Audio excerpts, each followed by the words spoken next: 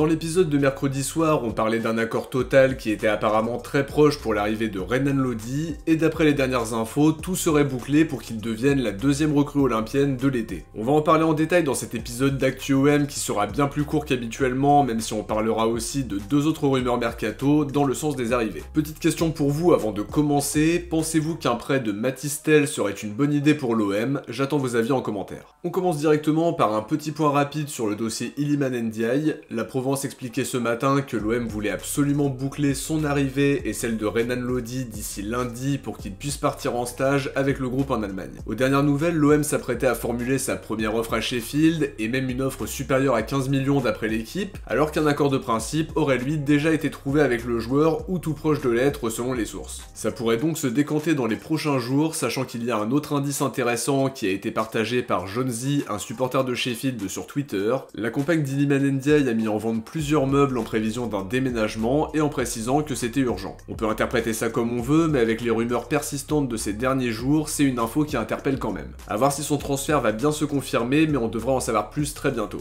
À côté de ça, le quotidien du sport parle d'une nouvelle piste offensive. Apparemment, le profil de Mathys Tel plaît beaucoup à Marcelino et le coach espagnol aurait demandé sa venue à la direction. L'idée, c'est de se le faire prêter, même si on imagine qu'il n'y aurait pas d'option d'achat étant donné que le Bayern compte sur lui et qu'ils avaient mis quasiment 30 millions pour le faire signer. Apparemment, on n'est pas seul sur le coup avec un intérêt très prononcé du Werder Brême, mais la perspective de pouvoir jouer la Ligue des Champions peut le tenter. C'est un attaquant très prometteur qui peut jouer un petit peu partout devant et qui a montré de bonnes choses depuis son arrivé au Bayern. Sa direction aimerait le prêter d'après les infos de Kicker, mais son agent lui-même a expliqué qu'il voulait se faire sa place au Bayern et quelle que soit la concurrence. Concernant la piste Ait Nouri qui a déjà été évoquée côté marseillais, le latéral gauche algérien semble plutôt se diriger vers Nice d'après les infos de Santi Aouna. Un rendez-vous aurait déjà eu lieu à Nice avec l'entourage du joueur, il donne sa priorité à Nice et ils espèrent boucler le dossier après leur rendez-vous manqué de l'hiver dernier. C'est une piste intéressante pour laquelle on partait peut-être avec une longueur de retard, sachant que l'intérêt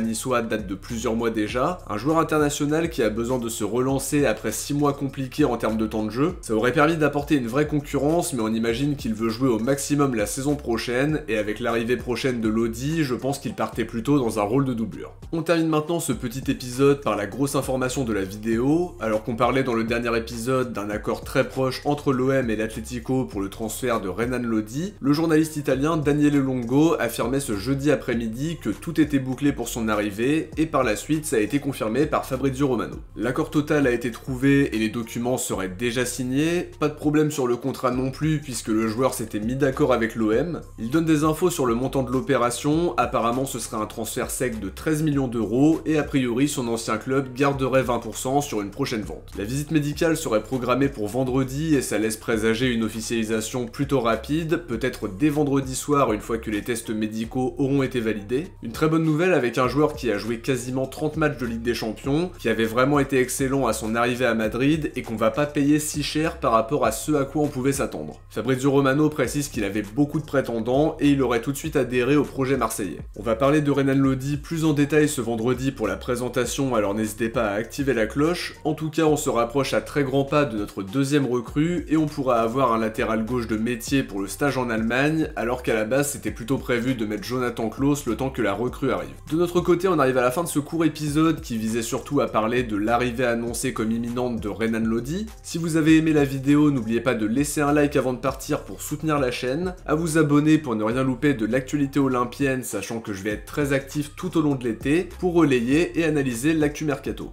De mon côté, je vous dis à très vite pour une prochaine vidéo, ciao, portez-vous bien et surtout allez l'OM.